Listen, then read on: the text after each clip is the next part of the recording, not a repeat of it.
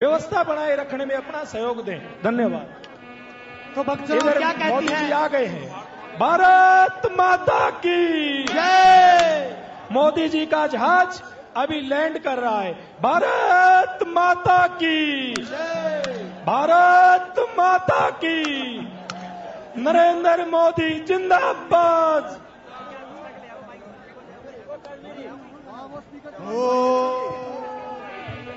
भगत सिंह आजादी की हाँ तू भरे तेईस दरिया भरिए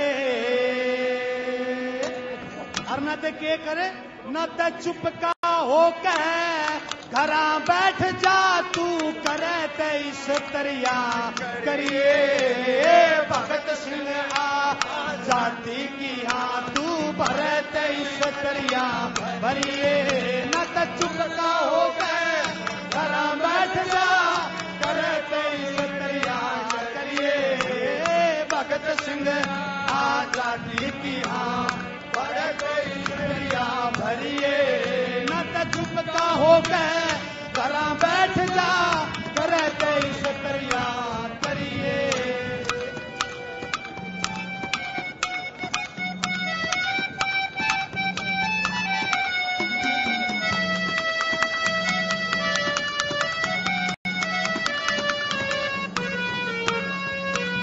सतयुग त्रेता द्वापर में भी देश बेड़निया था।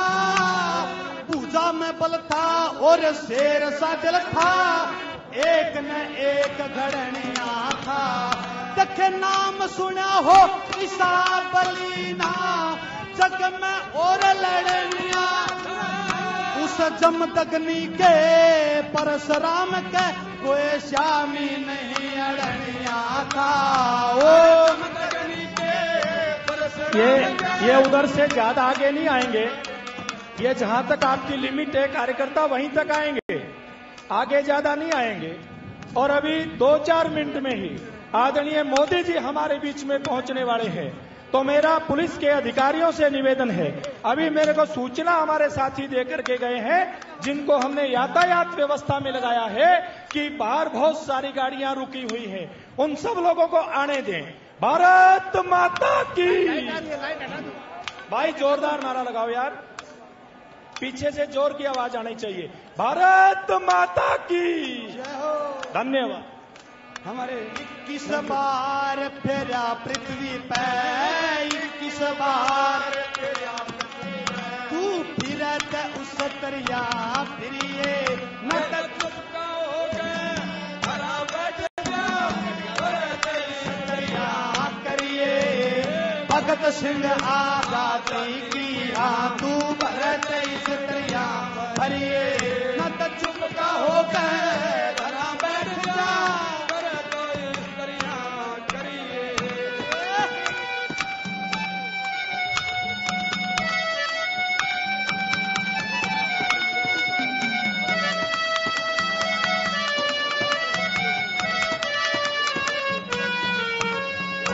प्रेमी सज्जनों, क्या बताती है भगत सिंह की मां के बेटा? पहले राजे महाराजे भी अपने राज्य में अपने देश में बचाने के लिए लड़े हैं, अपनी जान कुर्बान करी है। तू भी देश में कुर्बान हो जाएगा तो कोई बड़ी बात नहीं। ये बताने लगी कैसे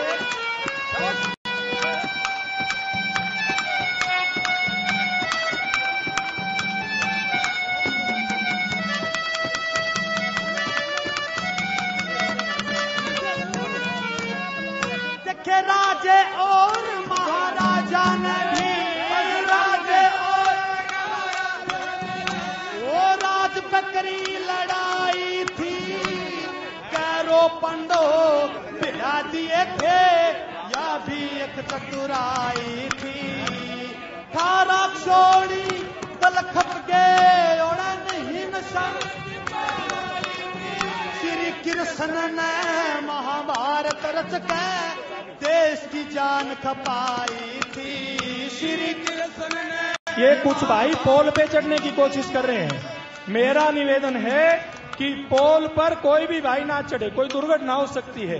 बिजली की वायरिंग भी है और भी कोई चोट फेट का अंदेशा है। और अभी 2-3 मिनट में ही आदरणीय नरेंद्र मोदी जी देश के प्रधानमंत्री, दुनिया के सबसे लोकप्रिय नेता हमारे बीच में पहुंचने वाले हैं, इसलिए आप शांति से अपना स्थान ग्रहण करें। धन्यवाद। कृष्ण ने महाभारत रच के देश की जान कपाई, देखे अंग्रेजा का तू नाश करण का, अंग्रेजा का दिन दरत उस दरिया धरिए, न तो चुप का होता करा बैठ जा तू करते दरिया धरिए, भगत सिंह आजादी की हम करते दरिया धरिए, न तो चुप का होता करा बैठ जा करते दरिया धरिए।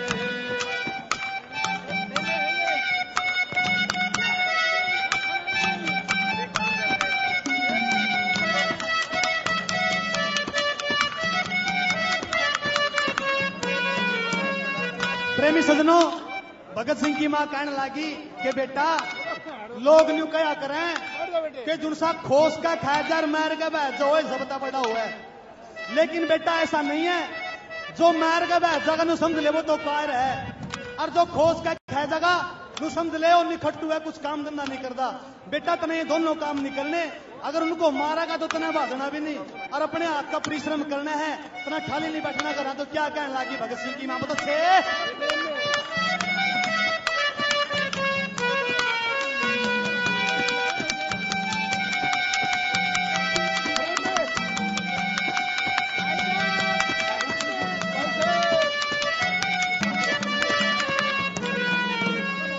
देखे सूर्यवंश में तेरे शंकु होए, सूर्यवंश में तेरे शंकु होए, जाना जगत कहानी, तेरे शंकु कह ओए हरिचंद होई कर्म की हानि।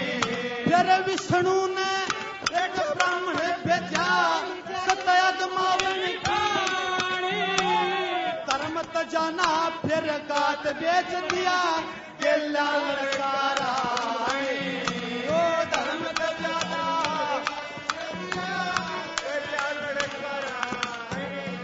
नुक सबके कारण वा काशी तिरकी, सबके कारण काशी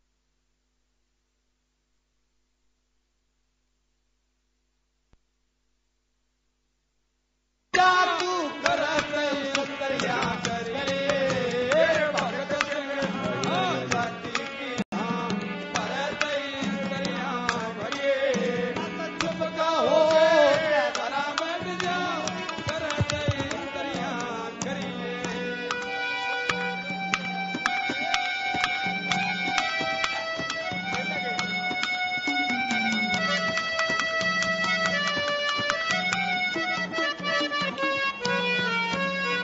फिर अगली कली में बताने लगी और ये संदेश देने लगी हम सबको कि अगर इनका नाश करना है तो इनके साथ सारे रिश्ते नाते तोड़ने पड़ेंगे, इनके देश से आने वाली हर चीज को मना करना पड़ेगा। और अगली कली में क्या बताने लगी भगत सिंह की मां, कैसे बोल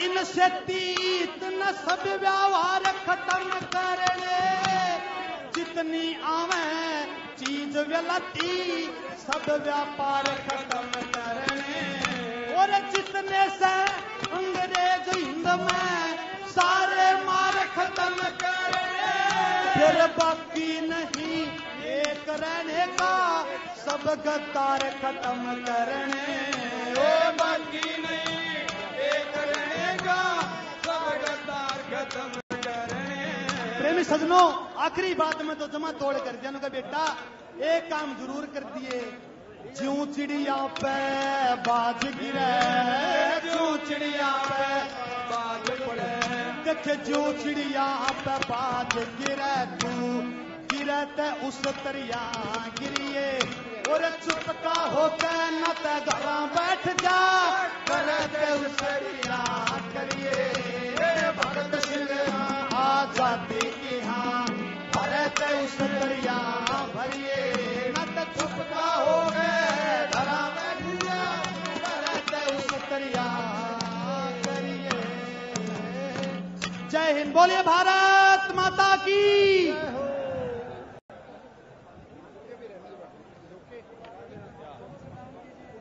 बस बैठा कौन दी बैठने का टाइम है तो उनसे बैठे हुए खड़े जाएंगे।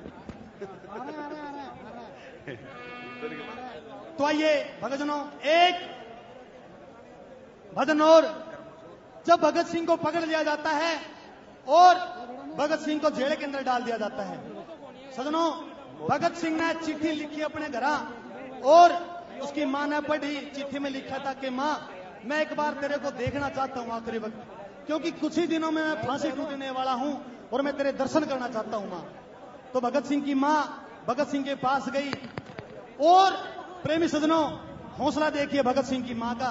वहां जाकर अपने बेटे के सामने रोई नहीं, आंखों में आंसू नहीं थे और अपने बेटे को क्या बताने लगी कि बेटा तू घबराइए मत ना काल कोठरी के अंदर, क्योंकि ऐसी ऐसी मुसीबत आया करे जब इंसान अपने देश को बचाता है। पुलिस प्रशासन से अनुरोध है कि जो कैथल से कुरुक्षेत्र बड़ा रोड है उस पर बहुत बड़ा जाम लगा हुआ है और जरा अपने उसको स्टाफ को कहें कि उसको खुलवाएं। अभी हमारे आदरणीय प्रधानमंत्री श्रीमान नरेंद्र मोदी जी हमारे बीच में पहुंच चुके हैं। अभी 2 सेकंड में ही वो अभी मंच पर आपके सामने होंगे। आदरणीय श्रीमान नरेंद्र मोदी जी, भारत के यशस्वी प्रधानमंत्री आदरणीय नरेंद्र मोदी जी अभी 1 मिनट में आपके बीच पहुंचने वाले हैं। और आज जो सड़क की परियोजना है, जो 1400 करोड़ रुपए की सड़क 1400 करोड़ रुपए की सड़क जो बननी है, जिसका उद्घाटन करने के लिए आज जी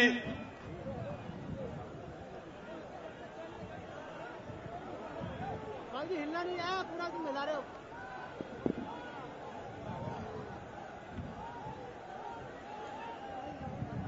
अरे सर हिलिए मत करने के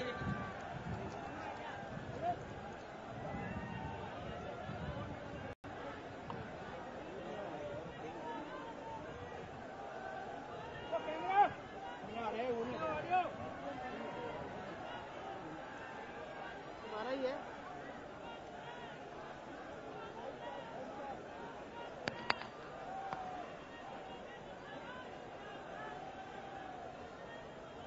खन्ना जी को पीछे डाल, पाजी थले करा लू।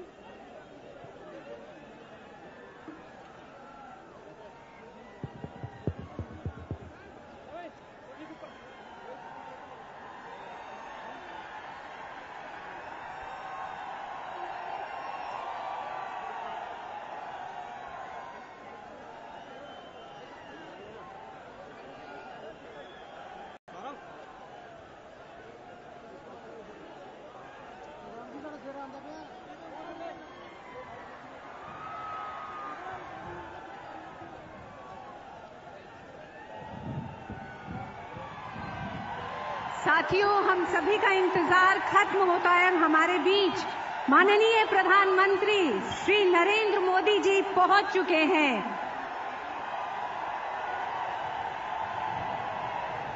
हम प्रधानमंत्री श्री नरेंद्र मोदी जी का हार्दिक स्वागत करते हैं।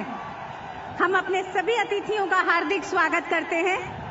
मंच पर माननीय प्रधानमंत्री श्री नरेंद्र मोदी जी,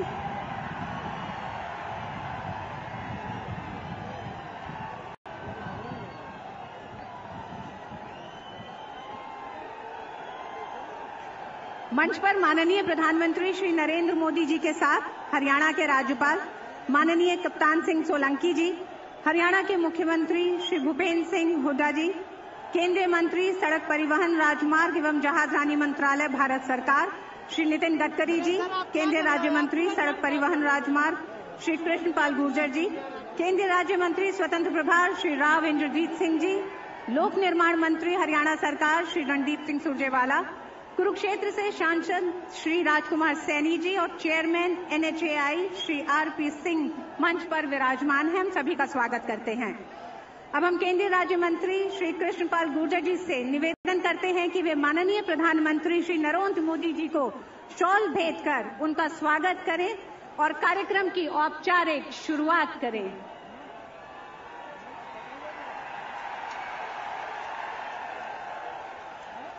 और मैं गुर्जर साहब से निवेदन करूंगी कि वो हरियाणा के राज्यपाल माननीय कप्तान सिंह सोलंकी जी का भी शॉल भेंट करके स्वागत करें। गुर्जर साहब हरियाणा के मुख्यमंत्री श्री भूपेंद्र सिंह हुड्डा जी का भी शॉल भेंट कर उनका स्वागत करें।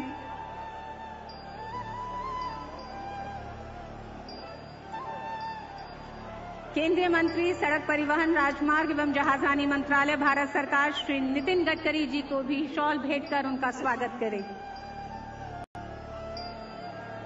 केंद्रीय राज्य मंत्री स्वतंत्र प्रभार योजना एवं सांख्यिकी मंत्रालय तथा केंद्रीय रक्षा राज्य मंत्री श्री राव इंद्रजीत सिंह जी का भी शॉल भेंट कर उनका स्वागत करें।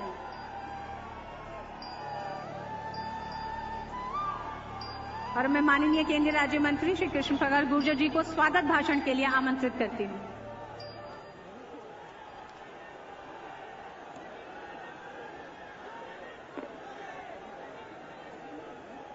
श्रद्धेय माननीय प्रधानमंत्री श्री नरेंद्र मोदी जी, महामहिम राज्यपाल हरियाणा श्री कप्तान सिंह सोलंकी जी, माननीय केंद्रीय मंत्री सड़क परिवहन एवं राजमार्ग तथा जहाजरानी श्री नितिन गडकरी जी, माननीय मुख्यमंत्री हरियाणा श्री भूपेंद्र हुड्डा जी, माननीय केंद्रीय राज्य मंत्री राव इंद्रजीत सिंह जी, माननीय हरियाणा पीडब्ल्यूडी मंत्री श्री रणदीप सिंह सुरजेवाला जी, माननीय सांसद श्री राजकुमार सैनी जी, सम्मानित अतिथिगण, मीडिया के सदस्यगण, समस्त उपस्थित भाइयों और बहनों, सबको मेरा नमस्कार। मेरे गृह राज्य हरियाणा की वीर ऐतिहासिक भूमि पर अपने मंत्रालय की ओर से मैं आप सबका हार्दिक अभिनंदन और स्वागत करता हूं। साथियों, भारत के प्रधानमंत्री का यह दौरा कैथल जिले और हरियाणा प्रांत की तरक्की के इतिहास में एक अध्याय जोड़ रहा है। कैथल कुरुक्षेत्र की यह पवित्र पावन भूमि और आदिकाल से श्री हनुमान के नाम से कपिस्थल कहलाए जाने वाला यह जिला और क्षेत्र आज अपने को धन्य समझ रहा है। मित्रों, जैसा कि आप सब जानते हैं कि माननीय प्रधानमंत्री जी नरेंद्र मोदी जी का हरियाणा से पुराना नाता है। हरियाणा बेशक प्रधानमंत्री जी की जन्मभूमि ना हो, लेकिन हरियाणा प्रधानमंत्री जी की कर्मभूमि रही है। हम सब भाग्यशाली हैं कि हमें माननीय नरेंद्र मोदी जी के रूप में ऐसे प्रधानमंत्री मिले हैं जो सही मायने में सच्चे कर्मयोगी हैं। इनकी कार्यपद्धति में दिन और रात में कोई अंतर नहीं है। ये लगातार बिना थके, बिना रुके 18 घंटे लगातार काम करते हैं। माननीय प्रधानमंत्री जी का एक ही सपना है कि किस तरह भारत को विश्व मानचित्र पर विकास के मामले में अग्रणी बनाएं। इसी लक्ष्य को पाने के लिए ये दिन रात परिश्रम कर रहे हैं। ये हम सब के लिए प्रेरणा के सूत्र हैं। गुजरात में रहते हुए माननीय नरेंद्र मोदी जी ने खुद को कर्मयोगी मुख्यमंत्री साबित किया और अब देश आदरणीय नरेंद्र मोदी जी से एक कर्मयोगी प्रधानमंत्री के रूप में रूबरू है। गुजरात और हरियाणा ही नहीं, श्री नरेंद्र मोदी जी ने दुनिया के हर क्षेत्र में इस देश को आगे लाने के लिए कार्यभार ग्रहण किया है। हम यह विश्वास दिलाते हैं कि उनके सपने और लोगों की आकांक्षाओं पर खरे उतरेंगे। हमारा मंत्रालय और भारतीय राष्ट्रीय राजमार्ग प्राधिकरण पूरे जोर शोर से कार्य कर रहे हैं और जल्दी ही इसके परिणाम सामने होंगे। मित्रों, मैं कहना चाहूंगा कि देश में हमारी और आपकी सरकार आने के बाद अच्छे दिन आने का आगाज हो चुका है। इस बदलाव को आप सभी भी महसूस कर रहे होंगे। आने वाले समय में आप देखेंगे कि विकास के मामले में देश में क्रांतिकारी बदलाव होंगे। जो अब तक नहीं हुआ वो होगा, जो कहा वो होगा, जो नहीं कहा वो भी होगा, होकर रहेगा। हरियाणा से आदरणीय प्रधानमंत्री जी का विशेष लगाव रहा है। उनसे हरियाणा के लिए कुछ मांग करना वाजिब नहीं होगा, क्योंकि वो हरियाणा के चप्पे चप्पे से वाकिफ हैं और जन जन की उम्मीदों से परिचित हैं। इसलिए उनको पता है कि हमारी क्या समस्याएं हैं और उनका क्या समाधान है। आप देखेंगे कि आने वाले समय में केंद्र सरकार ने हरियाणा के विकास के लिए विकास का जो रोड मैप तैयार किया है, विकास के जो सुंदर सपने बुने हैं, उनसे राज्य तरक्की की नई ऊंचाइयों पर पहुंचेगा।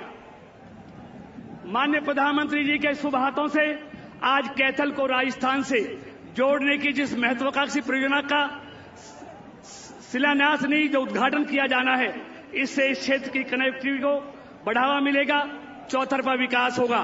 मैं अपने मंत्रालय की तरफ से जनता को आश्वस्त करता हूं कि इस परियोजना पर न केवल तेजी से काम शुरू हो चुका है, बल्कि हमारी तो ये भी कोशिश होगी कि इसे समय से पहले पूरा किया जाए। आदरणीय नितिन गडकरी जी का भी हरियाणा पधारने पर मैं अभिनंदन करता हूं। गडकरी जी के मार्गदर्शन में हमारा मंत्रालय व मंत्रालय के अधिकारी कर्मचारी दिन रात मेहनत कर रहे हैं। आदरणीय नितिन गडकरी जी की अगुवाई में इस मंत्रालय को एक्सप्रेस वे हाई बनाने और इस एक्सप्रेस हाईवे पर चलाने, तेजी से दौड़ाने, कुलाचे भरवाने के लिए योजनाएं बनाने में लगे हैं। मैं इस काम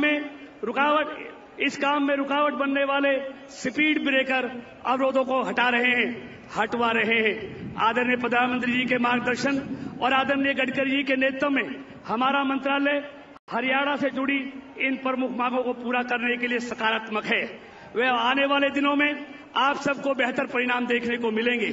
हमारा मंत्रालय अंबाला कैथल राष्ट्रीय राजमार्ग की 4 लेनिंग करने जा रहा है। इस कार्य पर लगभग 900 करोड़ रुपए की लागत आएगी। इसके साथ साथ मंत्रालय यमुनानगर पंचकुला राष्ट्रीय मार्ग की भी 4 लेनिंग करने जा रहा है। इस प्रोजेक्ट पर 1100 करोड़ रुपए से भी अधिक लागत आएगी। मित्रों, हमारी सरकार किसान हितैषी है। हमारे लिए किसानों के हित सर्वोपरि हैं। हम इस 4 लेनिंग की परियोजना के लिए भी किसानों को बढ़ी हुई दरों पर भूमि अधिग्रहण का मुआवजा देने पर विचार कर रहे हैं। हालांकि इस परियोजना के लिए भूमि अधिग्रहण की प्रक्रिया पहले से शुरू हो चुकी है, लेकिन हमारा प्रयास ये होगा कि किसानों को हम नए भूमि अधिग्रहण कानून के हिसाब से मुआवजा दें। मैं अपने किसान भाइयों को आश्वस्त करता हूं कि आदरणीय मोदी जी की सरकार उनके हितों पर किसी किस्म की आंच नहीं आने देगी। हरियाणा की पावन भूमि व कैथल में पधारने पर मैं एक बार पुनः आदरणीय प्रधानमंत्री जी का, महामहिम राज्यपाल महोदय जी का, केंद्रीय मंत्री आदरणीय गडकरी जी का, माननीय मुख्यमंत्री भूपेंद्र सिंह हुड्डा जी का, माननीय केंद्रीय राज्य मंत्री राव इंद्रजीत सिंह जी का, माननीय पीडब्ल्यू मंत्री रणदीप सिंह सुरजेवाला जी का, माननीय सांसद राजकुमार सैनी जी का व समारोह में इतनी भारी संख्या में उमड़े जन सैलाब का मैं फिर से स्वागत व हार्दिक अभिनंदन करता हूं। जय हिंद। और अब हम कार्यक्रम को आगे बढ़ाते हुए माननीय केंद्रीय मंत्री सड़क परिवहन राजमार्ग एवं जहाजरानी मंत्रालय श्री नितिन गडकरी जी को उनके संबोधन के लिए आमंत्रित करते हैं।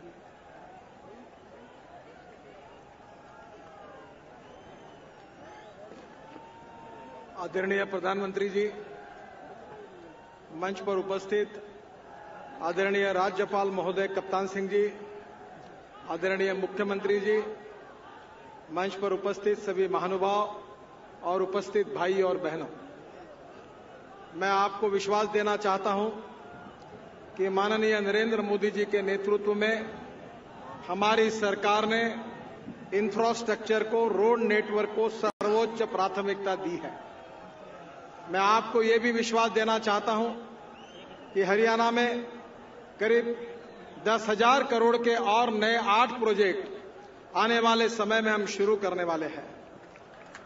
मैं आपको इस बात का भी विश्वास देना चाहता हूं कि जो पुराने 10 प्रोजेक्ट शुरू हैं, उनमें कुछ लीगल प्रॉब्लम्स, कुछ अड़चनें आई है।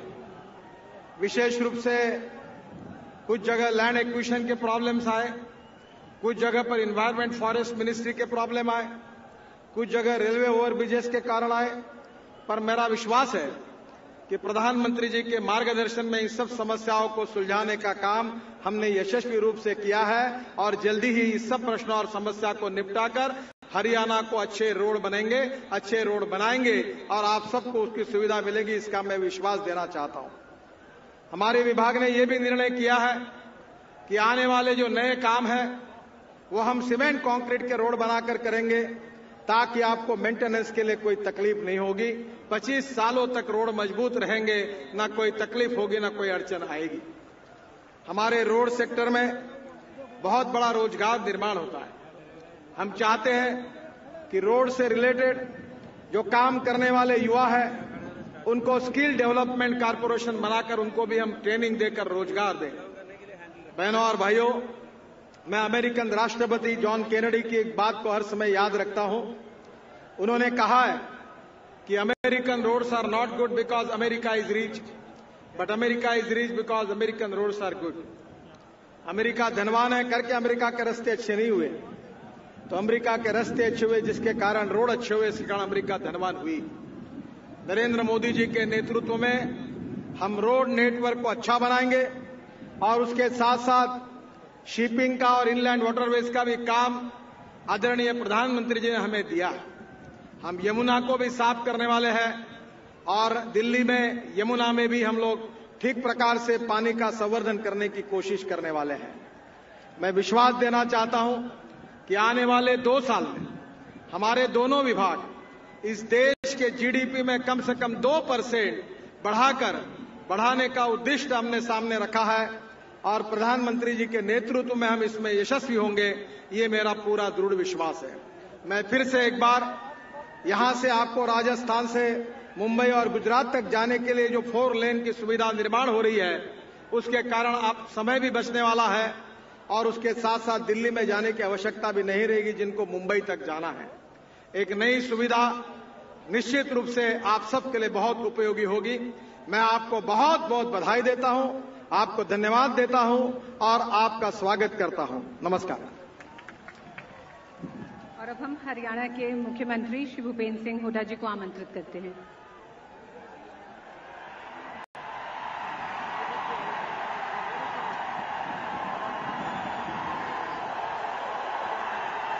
परम आदरणीय प्रधानमंत्री नरेंद्र मोदी जी, महामहिम राज्यपाल श्री कप्तान सिंह जी सोलंकी, माननीय केंद्रीय जहाजरानी सड़क परिवहन एवं राजमार्ग मंत्री श्री नितिन गडकरी जी, मान के योग्य केंद्रीय जहाज मंत्री सड़क परिवहन एवं राज्य राज्य मंत्री श्री कृष्णपाल गुर्जर जी, केंद्रीय minister of state defence Rao Inderjit Singh ji, मेरे साथी मंत्री रणदीप सिंह सुरजेवाला जी, सांसद Rajkumar Saini ji, national highway authority के अधिकारीगण, उपस्थित अतिथि, बहनों और भाइयों, आज हरियाणा के लोगों के लिए बड़ी खुशी का दिन है। आज माननीय प्रधानमंत्री जी ने राष्ट्रीय राजमार्ग 152 के 166 किलोमीटर लंबे भाग को चौड़ा और मजबूत करने का कार्य का शिलान्यास किया है। राष्ट्रीय राजमार्ग का यह भाग कैथल, नरवाना, बरवाला, हिसार, भिवानी और राजस्थान सीमा तक पड़ता है। इस अवसर पर मैं माननीय प्रधानमंत्री श्री नरेंद्र मोदी जी का हरियाणा में पधारने पर हार्दिक स्वागत एवं अभिनंदन करता हूं। मैं सभी अतिथियों गणों का भी हार्दिक स्वागत करता हूं। मैं इस शुभ अवसर पर भारत सरकार, national highway authority of India और खासकर माननीय प्रधानमंत्री जी का धन्यवादी हूं कि आपने इस महत्वपूर्ण प्रोजेक्ट का शिलान्यास अपने मुबारक हाथों से किया है। ये इस प्रोजेक्ट के लिए 6 मई 2014 को कंसेशनर नियुक्त किया गया था। इस प्रोजेक्ट की राशि सारी भूमि सेक्शन 3A 3D मई 2013 में अप्रैल मई 2014 तक हमारी सरकार ने की थी। जैसा आप सभी जानते हैं, इंफ्रास्ट्रक्चर विकास की धुरी है। पिछले 9.5 वर्षों में हरियाणा में सड़क, परिवहन, बिजली, सिंचाई, शिक्षा, स्वास्थ्य और औद्योगिक इंफ्रास्ट्रक्चर को मजबूत बनाया है। इससे व्यापार व उद्योग को बढ़ावा मिला है, जन जन तक शिक्षा व स्वास्थ्य सेवाओं का लाभ पहुंचा है और रोजगार के अवसर बढ़े हैं। पिछले 9.5 वर्षों में हमने प्रदेश में सड़क तंत्र को मजबूत बनाया है। वर्ष 2005 तक प्रदेश में राष्ट्रीय राजमार्गों की कुल लंबाई 1083 किलोमीटर थी, आज ये लंबाई 1957 किलोमीटर है। आज प्रदेश में पक्की सड़कों की कुल लंबाई 25,797 किलोमीटर है। हरियाणा बनने से लेकर फरवरी 2005 तक प्रदेश में बने 16 आरओबी थे। गत 9.5 वर्षों में 45 आरओबी आरयूबी का निर्माण कार्य पूरा हो चुका है और 32 पर कार्य चल रहा है। माननीय प्रधानमंत्री जी, सड़क व रेल से जुड़ी हमारी हरियाणा की तरफ से 8 मांगों का मैं वर्णन करना चाहता हूं। मेरा अनुरोध है कि राष्ट्रीय राजमार्ग के अंबाला कैथल जो 95 किलोमीटर लंबे हैं, राष्ट्रीय राजमार्ग के जींद नरवाना से लेकर पंजाब सीमा तक जो 68 किलोमीटर है और राष्ट्रीय राजमार्ग यमुनानगर पंचकुला जो 104 किलोमीटर लंबे भाग की भी 4 लेनिंग की जाए। इनकी 4 लेनिंग ईपीसी आधार पर होनी चाहिए, जिनकी विस्तृत परियोजना रिपोर्ट पहले ही तैयार की जा चुकी है। राष्ट्रीय राजमार्ग 7.7 किलोमीटर लंबे पिंजौर बाईपास का निर्माण भी national highway authority of India EPC mode पर निर्माण करवाए। इसके लिए भूमि अधिग्रहण पहले ही किया जा चुका है। मेरा माननीय प्रधानमंत्री जी से आग्रह है कि राष्ट्रीय राजमार्ग पानीपत से जालंधर भाग के अधूरे काम को पूरा करवाने में तेजी लाई जाए। इसके लिए टोल प्लाजा को शिफ्ट न किया जाए। इस प्रोजेक्ट के निर्माण की सुस्त गति से सड़क यातायात में बड़ी असुविधा हो रही है और दुर्घटना भी हो रही है। मेरा यह भी आग्रह है कि पानीपत जालंधर भाग के निर्माण का कार्य पूरा होने तक टोल लेने पर तत्काल रोक लगाई जाए। मान्यवर, मेरा यह भी आग्रह है कि पंजाब को पानीपत से वाया कैथल राजौन असम सफीदो जोड़ने वाले स्टेट हाईवे 11 के 90 किलोमीटर भाग को राष्ट्रीय राजमार्ग घोषित किया जाए। इससे दिल्ली को पंजाब और जम्मू एवं कश्मीर को जोड़ने के लिए राष्ट्रीय राजमार्ग 1 के लिए एक अल्टरनेटिव रोड बन जाएगा। मेरा माननीय प्रधानमंत्री जी से यह भी आग्रह है कि राष्ट्रीय राजमार्गों पर टोल लेने की नीति को खत्म किया जाए, क्योंकि थोड़े थोड़े फासले पर लगे टोल प्लाजा पर असमान और अत्यधिक टोल शुल्क होने से आने जाने वाले लोगों को बड़ी असुविधा होती है। मेरा सुझाव है कि केंद्र सरकार एक समान दर रखे और यह राशि वाहन के खरीद करते समय या रजिस्ट्रेशन करते समय वसूल कर ली जाए। हरियाणा के लिए स्वीकृत रेल कोच फैक्ट्री की स्थापना शीघ्र करवाई जाए। हरियाणा के लिए स्वीकृत नई रेल लाइनों को भी शीघ्र कार्रवाई हो। एक बार फिर मैं विश्वास दिलाता हूं, इस तरह की परियोजनाओं के लिए प्रदेश सरकार हर संभव सहायता करेगी। इन्हीं शब्दों के साथ मैं माननीय प्रधानमंत्री जी का एक बार फिर से आभार व्यक्त करता हूं। धन्यवाद। जय हिंद। साथियों, अब हम माननीय प्रधानमंत्री श्री नरेंद्र मोदी जी से निवेदन करते हैं कि कैथल से राजस्थान बॉर्डर तक जोड़ने वाले NH 152/65 को 4 लेन करने वाली परियोजना का शिलान्यास कर हरियाणा की जनता की उम्मीदों को पूरा करें।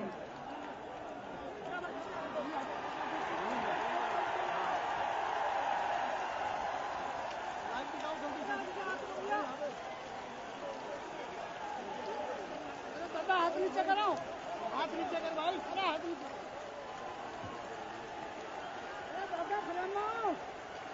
अब हम माननीय प्रधानमंत्री जी को इस सभा को संबोधित करने के लिए आमंत्रित करते हैं।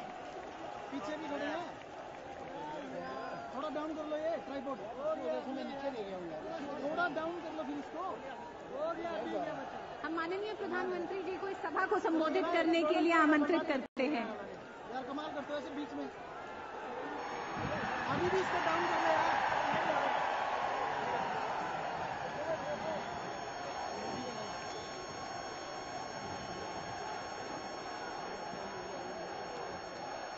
बीच में डाल दिया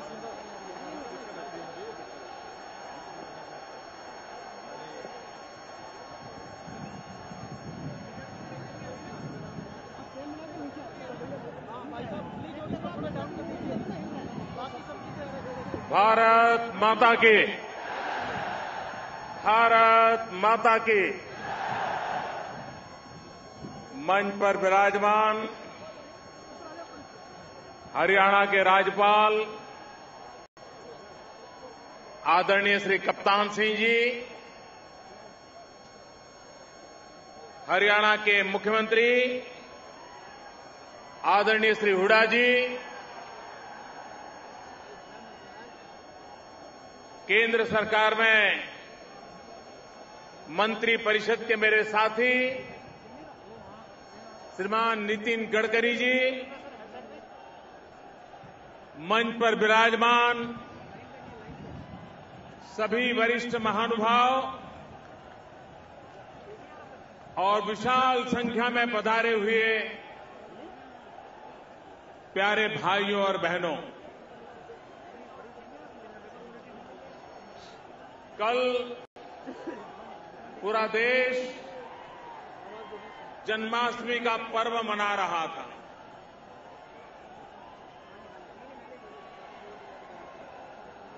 आज जब श्री कृष्ण को याद करते हैं तो कुरुक्षेत्र की याद बहुत स्वाभाविक आती है।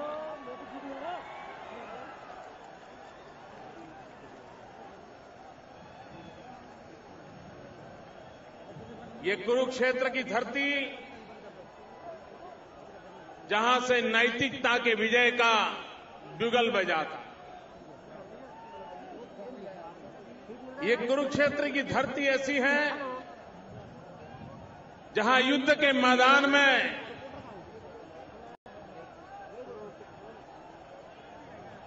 शाश्वत शांति का संदेश दिया गया था। शायद विश्व में गीता एकमात्र ग्रंथ ऐसा है जिसकी रचना युद्ध की भूमि में हुई थी। ऐसे हरियाणा की धरती पर आज आने का मुझे सौभाग्य मिला। प्रधानमंत्री बनने के बाद हरियाणा में मेरा पहला सरकारी कार्यक्रम है।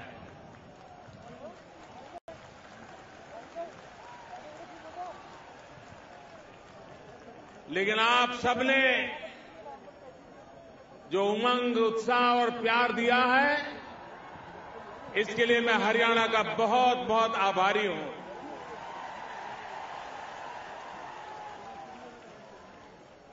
मैं हरियाणा के भाइयों बहनों को विश्वास दिलाता हूं, आपने जो प्यार दिया है,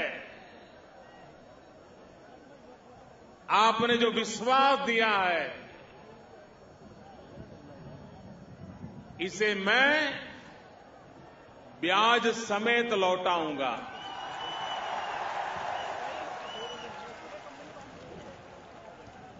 विकास करके लौटाऊंगा।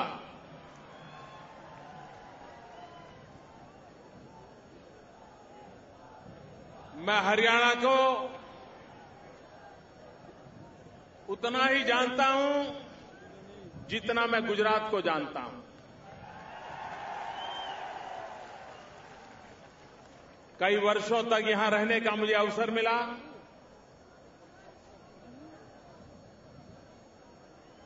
यहां के जीवन को जानने का अवसर मिला।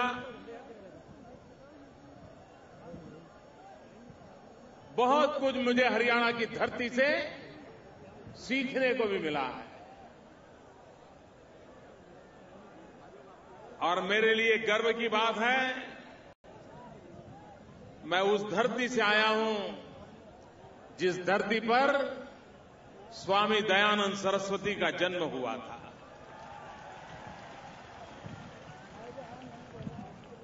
और हरियाणा के हर कोने में आज भी स्वामी दयानंद सरस्वती की शिक्षा दीक्षा का हर परिवार में महत्व है। यहां के जीवन मूल्यों में, यहां के समाज जीवन में स्वामी दयानंद सरस्वती के शिक्षा दीक्षा की छाया आज भी हम महसूस करते हैं। और इसलिए जो मूल्यों में विश्वास करते हैं, जो नैतिकता में विश्वास करते हैं, उनको इस धरती पर आदर होना बहुत स्वाभाविक है। यहां के लोगों के प्रति आदर होना बहुत स्वाभाविक है।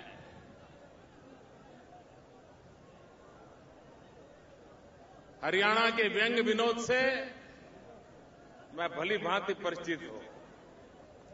कितनी ही कठिन से कठिन बात को भी व्यंग और विनोद से आगे बढ़ाना, यह हरियाणा की विशेषता मैंने देखी है। और बड़ी सहज ग्रामीण लहजे में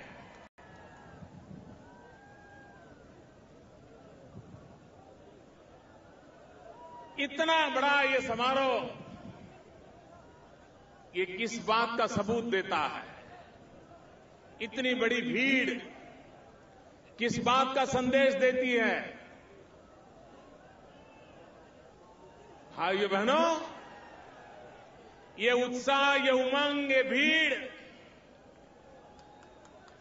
इस बात का भरोसा देती है, इस बात का संकेत देती है कि देश की जनता को विकास में कितना विश्वास है।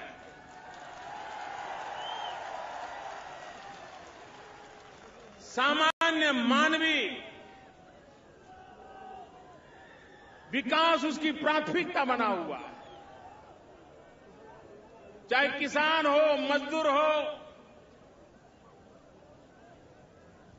टैक्सी चलाने वाला, रिक्शा चलाने वाला, ड्राइवर हो, आप किसी से भी पूछिए,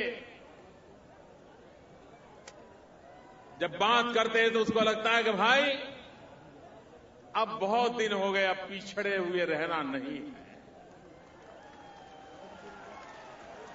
दुनिया आगे बढ़ रही है, हमें भी आगे बढ़ना है।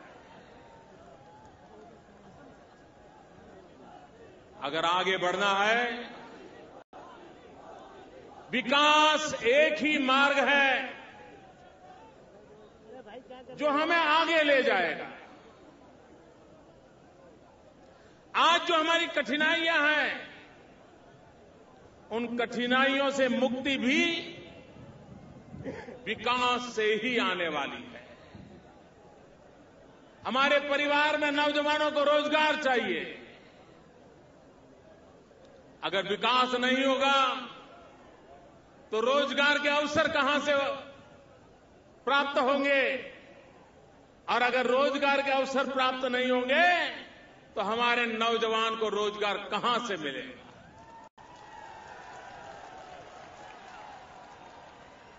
कितनी ही ज्यादा जमीन क्यों न हो, किसान भी आज क्या सोच रहा है?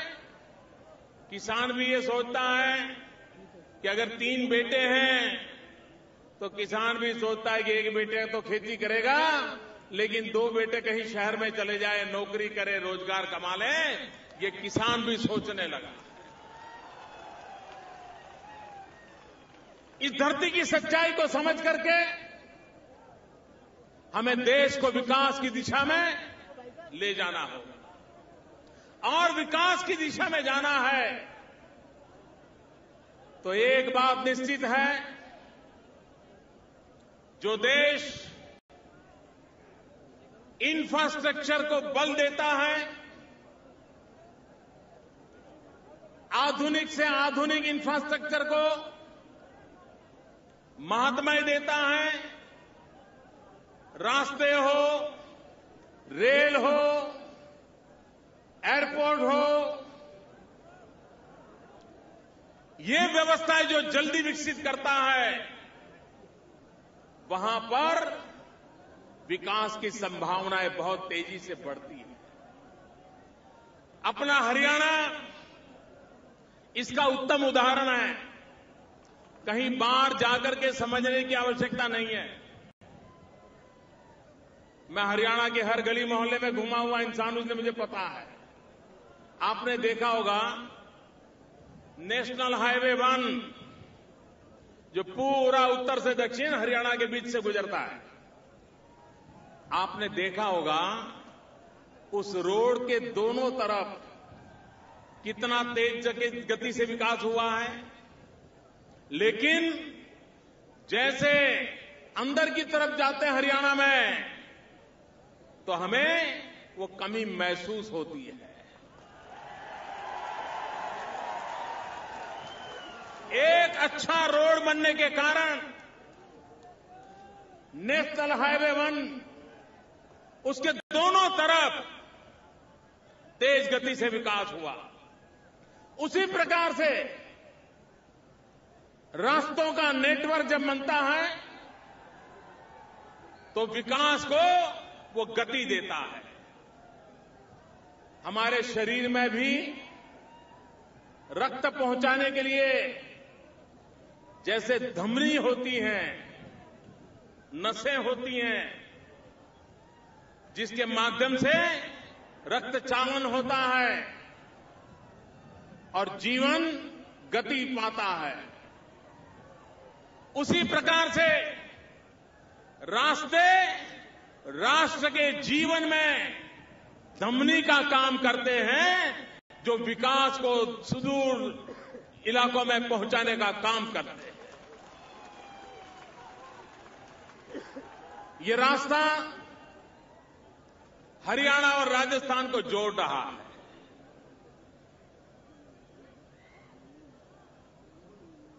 हरियाणा और राजस्थान को जोड़ने का मतलब सिर्फ इस पर से गाड़ियां आएगी जाएगी वो नहीं है।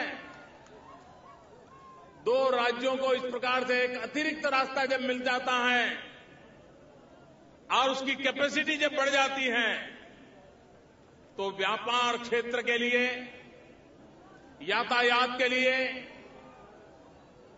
ये बहुत सुविधाजनक बनता है और इसके कारण न सिर्फ हरियाणा का भला होने वाला है, लेकिन इसके साथ साथ राजस्थान का भी भला होने वाला है। और हरियाणा और राजस्थान का भला है तो देश का भी भला होने वाला है। और इसलिए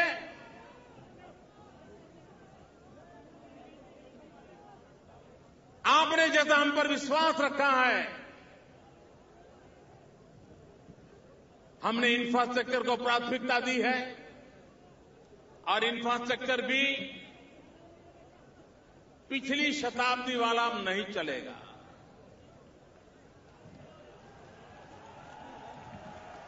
कोई भी कॉन्ट्रैक्टर है, ऐसे ही डामर डाल दिया, थोड़ा काला रंग हो गया, रोड बन गया, पहली बारिश में सब तबाह हो जाता है। पता नहीं पैसे किसकी जेब में जाते हैं।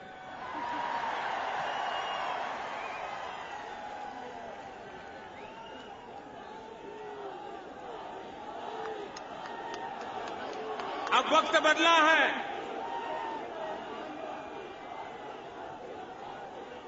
देश की जनता दुनिया में जो बदलाव आ रहा है देख रहे हैं और उसे भी अपने क्षेत्र में अंतर्राष्ट्रीय स्तर के, इंटरनेशनल लेवल के रास्तों की भूख जगी है और हमें ये पूरा करना चाहिए।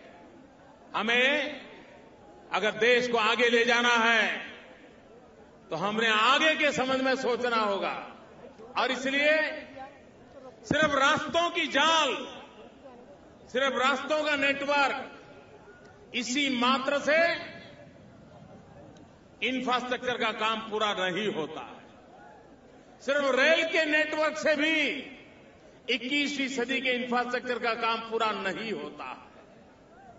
अगर हमें 21वीं सदी में आगे बढ़ना है तो ऑप्टिकल फाइबर का नेटवर्क लगाना पड़ेगा, गैस ग्रिड करनी पड़ेगी, वाटर ग्रिड करनी पड़ेगी, बिजली की ग्रिड घर घर तक पहुंचानी पड़ेगी। आधुनिक से आधुनिक विज्ञान और उसकी कनेक्टिविटी हर गांव, हर घर तक पहुंचे, उस दिशा में हमें योजना करनी होगी।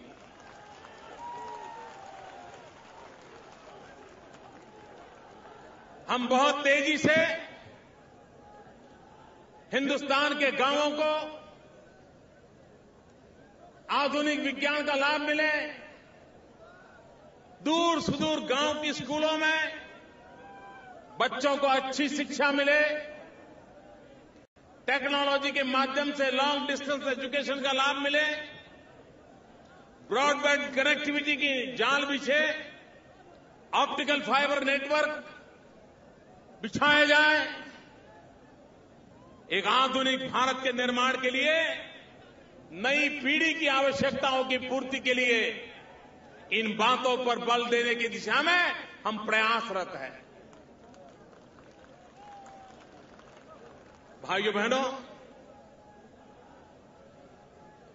मैंने 15 अगस्त को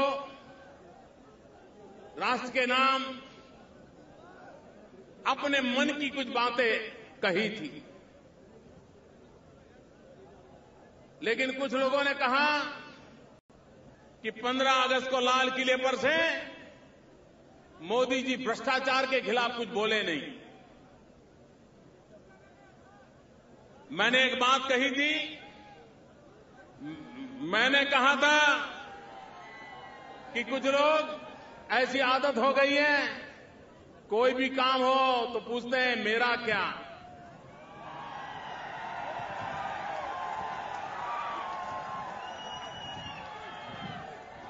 और जब वो बात बनती नहीं है तो हाथ ऊपर कर देते हैं, कहता है ठीक है मुझे क्या। तो ये मेरा क्या और मुझे क्या, इसने देश को तबाह करके रखा हुआ है। यहां मौजूद कोई व्यक्ति ऐसा नहीं होगा जो भ्रष्टाचार को समर्थन देता हो। आप मुझे बताइए, भ्रष्टाचार से देश को मुक्त कराना चाहिए कि नहीं कराना चाहिए? इसके लिए कठोर कदम उठाने चाहिए कि नहीं उठाने चाहिए? अगर मैं वो कठोर कदम उठाऊं, आपके आशीर्वाद है, आपके आशीर्वाद की ताकत से इस देश में इस बीमारी को हम हटा सकते हैं, निकाल सकते हैं।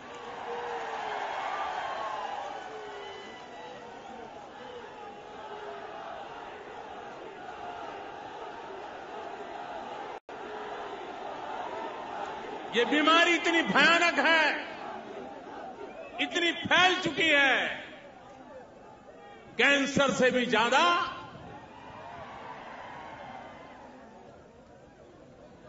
पूरे राष्ट्र जीवन को तबाह करने वाली बीमारी है। और इसलिए पूरे देश का एक मिजाज बनाना है। और मैं अनुभव कर रहा हूं, देश अब लंबे अरसे तक बुराइयों को सहन करने के लिए तैयार नहीं है। देश लंबे अरसे तक ये बुराइयों को झेलने के लिए तैयार नहीं है। मेरे हरियाणा के भाइयों बहनों, जब चुनाव के दिनों में मुझे आपके बीच आने का अवसर मिला था, तब भी मैंने कहा था कि हरियाणा का मुझ पर एक विशेष अधिकार है।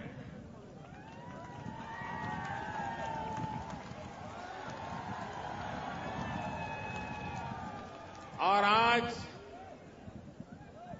प्रधान सेवक के रूप में कार्यभार संभालने के बाद भी दोबारा मैं कहता हूं, हरियाणा का मुझ पर विशेष अधिकार है।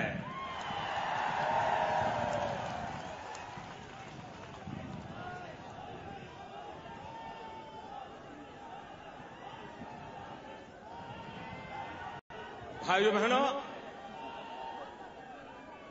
केंद्र सरकार की कई योजनाएं यहां कोई 4 साल पहले पूरी होनी चाहिए थी, कोई 2 साल पहले पूरी होनी चाहिए थी,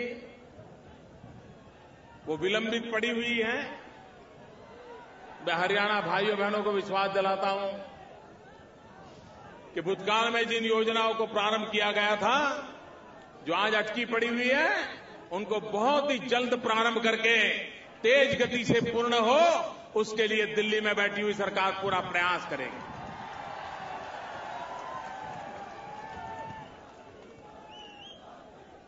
हरियाणा का किसान देश के अन्न के भंडार भरता है। भाइयों बहनों, हमारा किसान देश के अन्न के भंडार तो भरता है, लेकिन किसान की जेब खाली रह जाती है।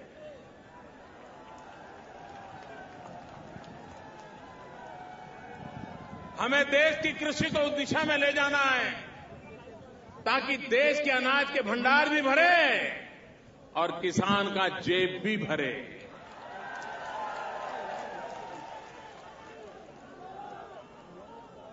हरियाणा ने देश के कृषि विकास में बहुत योगदान किया है। यहां के किसानों की मेहनत हिंदुस्तान के नागरिकों का पेट भरने में कभी पीछे नहीं रही है। मैं हरियाणा के किसानों को नमन करता हूं, लेकिन मैं हरियाणा के किसानों को विश्वास दिलाता हूं कि जैसे अटल बिहारी वाजपेयी जी की सरकार ने प्रधानमंत्री ग्राम सड़क योजना के द्वारा हर गांव को पक्की सड़क से जोड़ने का अभियान उठाया था, हमने तय किया है प्रधानमंत्री ग्राम सिंचाई योजना, प्रधानमंत्री कृषि सिंचाई योजना, ताकि गांव-गांव अगर किसान को पानी मिला तो फिर किसान को किसी की भी जरूरत नहीं पड़ती। एक बार पानी मिल गया तो किसान मिट्टी में से सोना पैदा कर देता है। किसान खेत में मजदूरी करके हिंदुस्तान के भाग्य को बदल सकता है। और इसलिए अगर देश के गांव के जीवन को बदलना है, हमारी कृषि को आधुनिक बनाना है, वैज्ञानिक ढंग से हमारा किसान कृषि करता चले, कृषि के साथ पशुपालन भी हो, ताकि कभी भी वर्षा कम अधिक के कारण किसान को परेशान होने की नौबत न आए। पशुपालन के माध्यम से अगर संकटों के दिनों में भी एक साल गुजारने की नौबत आए तो हमारा किसान आराम से गुजार दे, उस प्रकार की उसकी व्यवस्था होनी चाहिए।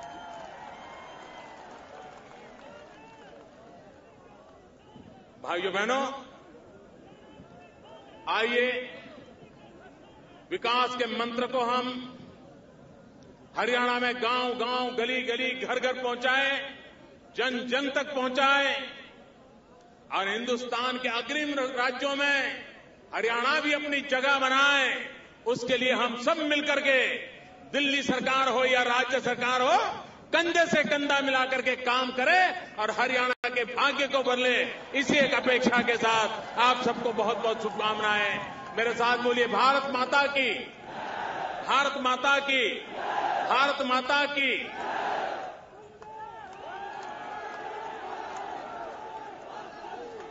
अब हम माननीय प्रधानमंत्री जी को स्मृति चिन्ह भेंट करने के लिए केंद्रीय राज्य मंत्री श्री कृष्णपाल गुर्जर जी को आमंत्रित करते हैं।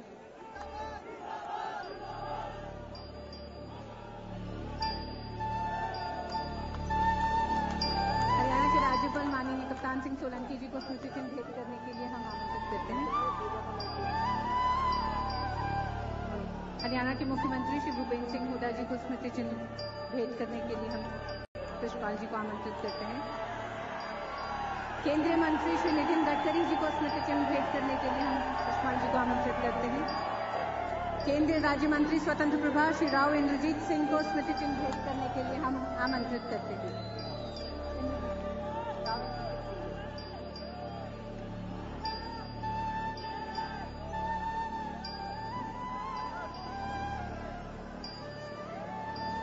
लोक निर्माण मंत्री हरियाणा सरकार श्री रणदीप सिंह सुरजेवाला जी को स्मृति चिन्ह भेंट करने के लिए आमंत्रित करते हैं।